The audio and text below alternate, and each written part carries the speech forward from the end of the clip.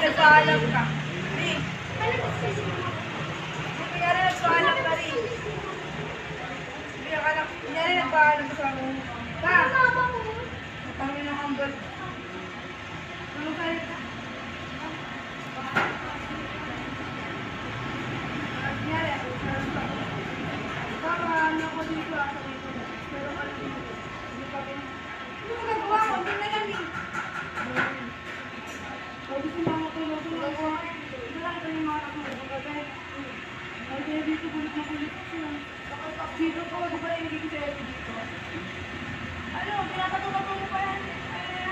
Hindi ka naman napakailang sa kasi, ano, diba, siya tulog na tulog na. Tulog na ako na sa panayapan. Ano, yun yung, hindi na pinapaulit.